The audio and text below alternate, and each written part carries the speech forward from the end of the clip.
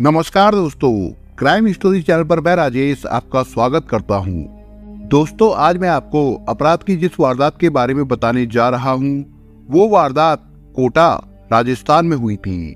तो चलिए दोस्तों, जानते हैं इस वारदात के बारे में। गुरुवार 31 जनवरी को थोड़ी देर पहले बारिश हुई थी, इसलिए ठंड बढ़ गई थी।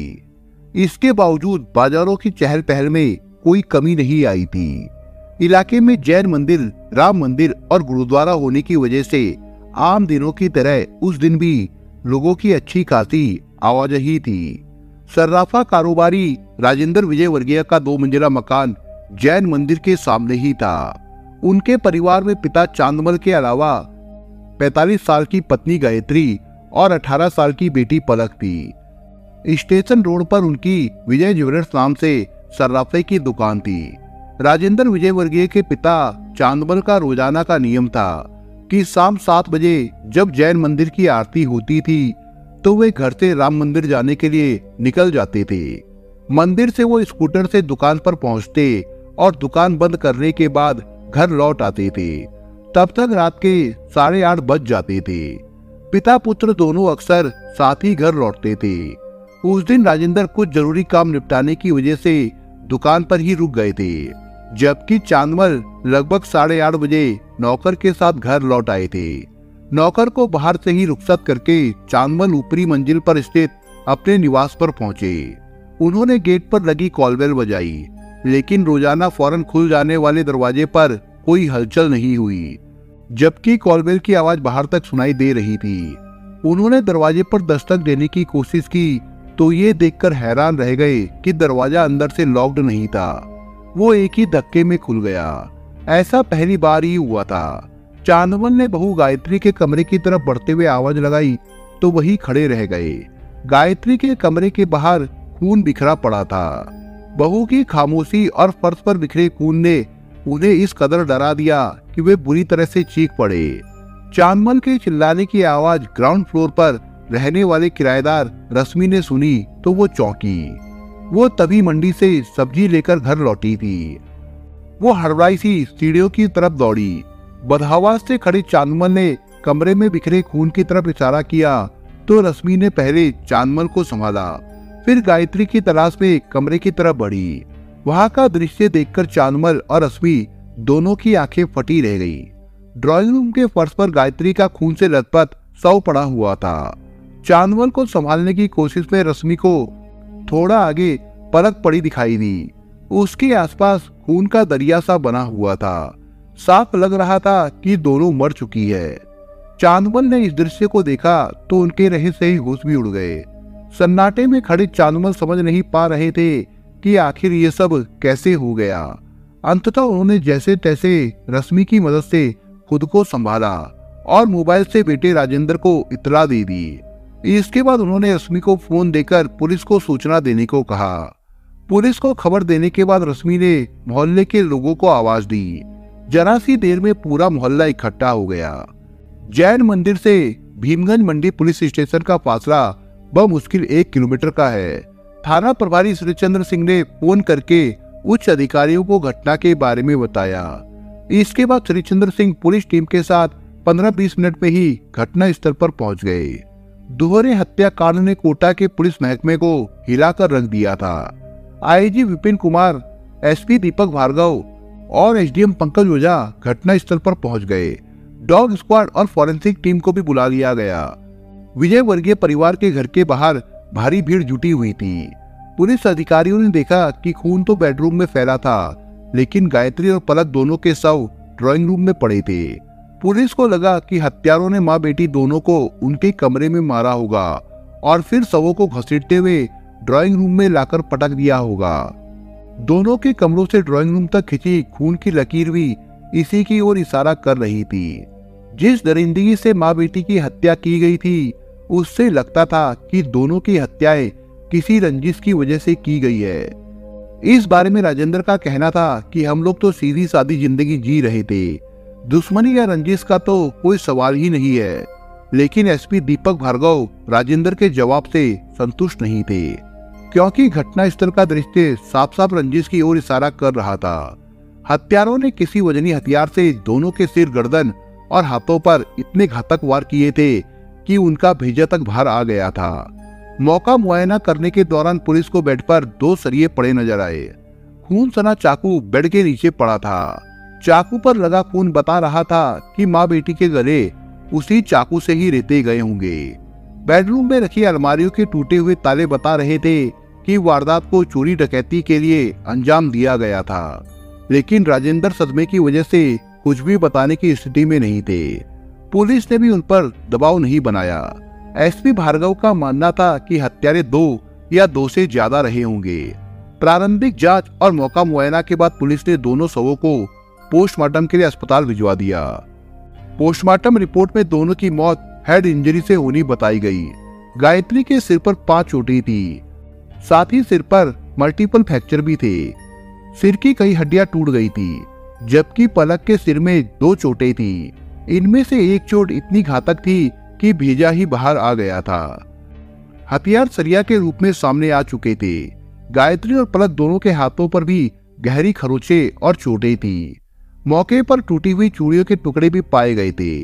इसका मतलब उन्होंने अपने बचाव के लिए बदमाशों से काफी संघर्ष किया था।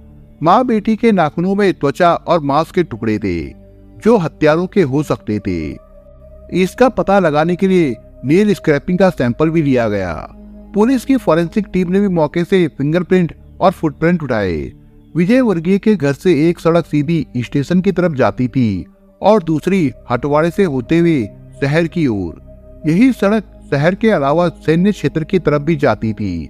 यही वजह रही होगी कि हत्यारे बिना किसी की नजर में आए वारदात करके आसानी से फरार हो गए थे। पुलिस ये सोचकर भी चल रही थी कि वारदात को अंजाम देने के लिए हत्यारों ने कम से कम 5-7 दिन तक रेकी की होगी।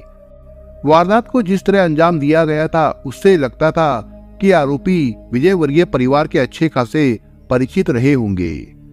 जिस घर में वारदात हुई उसका मुख्य द्वार लोहे का था, लेकिन कुंडी ऐसी थी जो अंदर बाहर दोनों तरफ से आसानी से खोली जा सकती थी।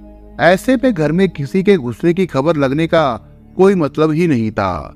राजेंद्र की पत्नी गायत्री और ससुर चांदमल सामाजिक गतिविधियों से भी जुड़े हुए थे, इसलिए उनके यहाँ लोगों का अक्सर आना जाना लगा रहता था।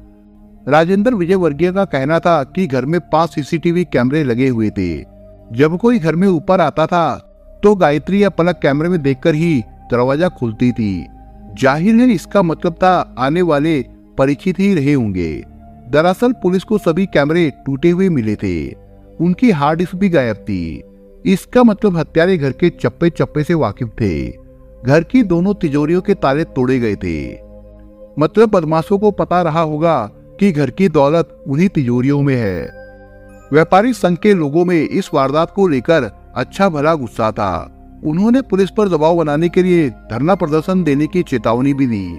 अगले दिन यानी 1 फरवरी को एसपी दीपक भार्गव ने राजेंद्र से घर से चोरी हुए सामान के बाबत पूछा तो उन्होंने बताया कि तिजोरियों में से करीब 1 करोड़ रुपए की नकदी और जेवर गायब है। इसका मतलब वारदात को धन के लालच में अंजाम दिया गया था।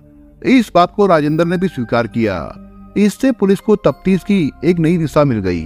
निस्संदेह इस वारदात में विजय वर्गीय परिवार का कोई करीबी ही शामिल रहा होगा। दोहरे हत्याकांड का खुलासा करने के लिए डीजीपी विपिन पांडे के निर्देशन में एसपी दीपक भार्गव ने 10 टीमों का गठन किया। हत्या और लूट के मामले से जुड़े संदिग्ध और आदतन अपराधियों से पूछताछ का काम डीसीपी भवर सिंह हाड़ा को सौंपा गया। उनकी मदद के लिए हर थाने से 10 जवानों की टीम बनाई गई। सीसीटीवी कैमरों को खंगालने की जिम्मेदारी उद्योगनगर पुलिस इंस्पेक्टर विजय शंकर शर्मा और उनकी टीम ने संभाली। इसके अलावा मामले से जुड़ी हर सूचना के एकत्रीकरण और पुलिस बंदोबस्त का प्रभारी थाना भीमगंज मंडी के इंस्पेक्टर श्री चंद्र सिंह को बनाया गया। पुलिस ने इलाके में वारदात के उसके 1 घंटे में किए गए सभी मोबाइल कॉल को रडार पर ले लिया।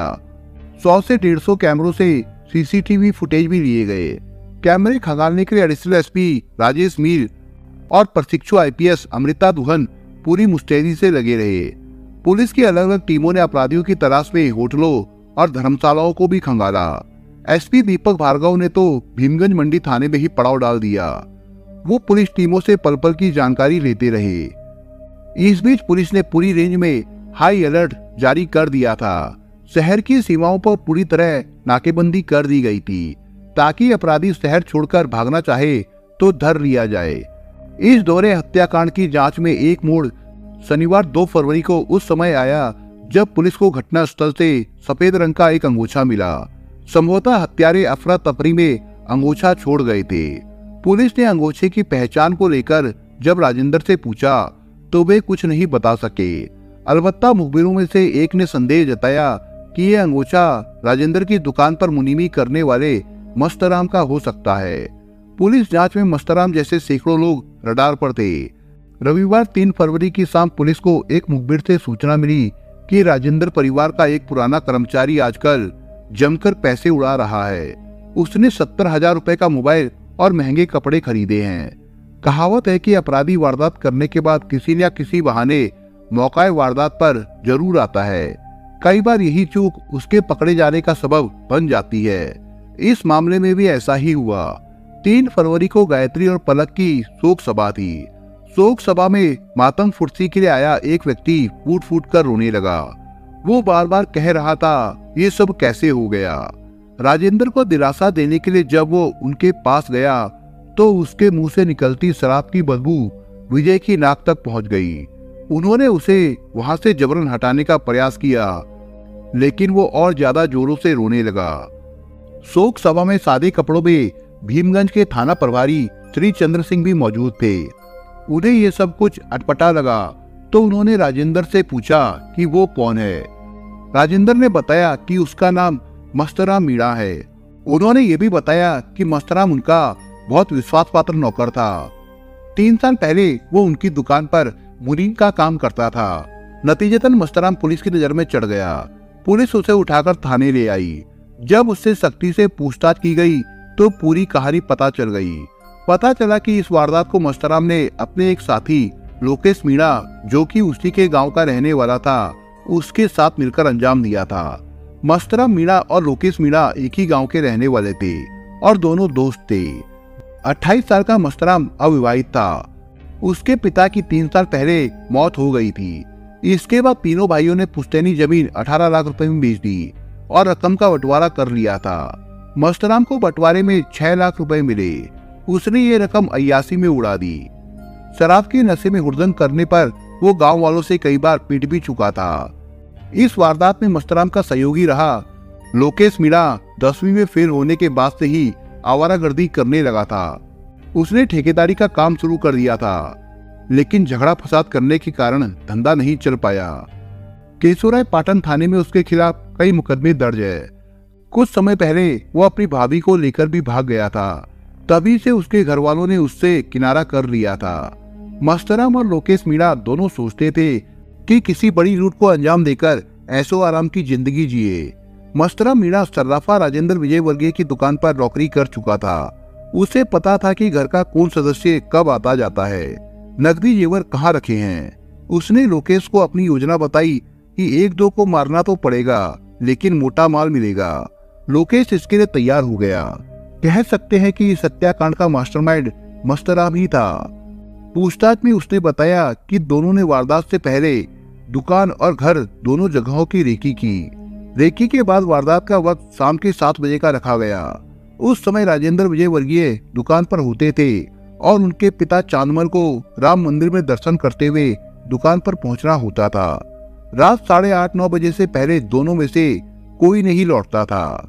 ग्राउंड फ्लोर की किराएदार रश्मि अकेली रहती थी और उस समय सब्जी मंडी चली जाती थी। लूट के लिए हत्या करना पहले से ही तय था, इसलिए दोनों सरिये और चाकू साथ लेकर आए थे। माँ बेटी दोनों उन्हें जानती थी, इसलिए कॉल बेल बजाने पर दरवाजा खुलवाने में कोई दिक्कत नहीं थी। दरवाजा खोलते ही गायत्री सामने नजर आई। दोनों को बैठने को कहकर जैसे ही वो अपने कमरे की तरफ बढ़ी, दोनों ने मौका दिए बगैर सरिये से उनके सिर पर ताबड़तोड़ वार कर दिए। फिर भीतर जाकर पलक का भी यही हाल किया। दोनों जिंदा ना बच जाए, ये सोचकर मस्तराम और केशव ने चाकू से दोनों का गला रेतकर उनकी मौत की तसल्ली कर ली। बाद में दोनों ने माँ बेटी के शवों को घसीटकर ड्राइंग रूम में डाल दिया। मस्तराम को पता था कि जेवर और नकदी गायत्री के कमरे की तिजोरी में रखे होते हैं। मस्तराम और लोकेश अपने साथ बैग लेकर आए थे।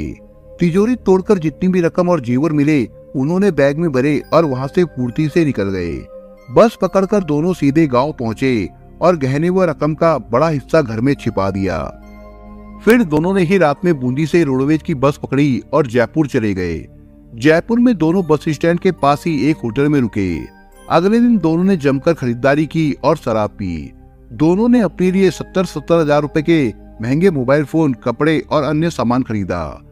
शनिवार 2 फरवरी को दोनों वापस कोटा आ गए। मस्तराम को अपने पकड़े जाने का डर नहीं था, फिर भी अपनी तसल्ली के लिए कि किसी को उस पर शक ना हो, वो शोक जताने का दिखावा करने चला गया। बस उसकी यही सोच उसे ले डूबी। राजेंद्र ने पुलिस को बताया कि हत्यारों ने करीब 1 करोड़ रुपए की लूट की है। पुलिस ने दोनों आरोपियों के कब्जे से लूटे गए 37 लाख में से 21,70,000 रुपए और 2 किलो 26 ग्राम सोना, 13.5 किलो चांदी के जेवर बरामद कर लिए थे। मस्तराम ने बताया कि गायत्री और पलक जो गहने पहनी थी उन्होंने वो भी उतार लिए थे। सीआई श्रीचंद्र सिंह ने बताया कि आरोपियों के कब्जे से सोने की चेन और कंगन भी बरामद किए गए हैं। लोकेश ने वारदात करने के बाद 8 लाख रुपए, कंगन और चेन अपने गांव जाकर खेत में गाड़ दिए। लूट की रकम का बंटवारा करने के बाद मस्तराम पाटन के एक गांव में अपने रिश्तेदार के पास गया था। उसने उन्हें 8 लाख रुपए ये कहकर रखने को दिए थे कि रकम जमीन बेचकर मिली है, थोड़े दिन रख लो, फिर आकर ले जाऊंगा। वारदात खुलने के बाद मस्तराम के रिश्तेदारों ने ये रकम पुलिस को ये कहते हुए सौंप दी कि उन्हें इस घटना के बारे में कोई जानकारी नहीं थी। इस मामले में भीमगंज मंडी के थाना प्रभारी श्री चंद्र सिंह की भूमिका महत्वपूर्ण रही। शोक सभा में मस्तराम मीणा के हाव भाव उन्हें खटके तो उन्होंने पूरा ध्यान उसी पर लगा दिया। इस कोशिश में उन्हें उसकी कलाइयों पर खरोचों के निशान नजर आए, जिससे उनका शक पुख्ता हो गया। सीआई श्री चंद्र सिंह ने बताया कि जयपुर में अच्छी खासी खरीदारी करने के बाद दोनों हत्यारे वापस होटल नहीं पहुंचे थे। अगले दिन होटल मालिक ने कमरे की सफाई करवाई तो प्लास्टिक की थैली में कपड़े मिले, जिन्हें स्टोर में रखवा दिया गया था। श्री चंद्र सिंह ने वो थैली भी बरामद कर ली। इस मामले को केस ऑफिसर स्कीम में लिया गया है और 15 दिन में कोर्ट में चालान पेश किया जाएगा। इस केस को सुलझाने में पुलिस के करीबन 200 पुलिसकर्मी शामिल रहे थे। दोस्तों, आप अगर चैनल पर नए हो तो आप चैनल को सब्सक्राइब करने के साथ कमेंट बॉक्स में इस कहानी के बारे में अपने विचार जरूर लिखिएगा। मिलता हूँ एक नई कहानी के साथ, तब तक के लिए अपना ख्याल रखिएगा। धन्यवाद।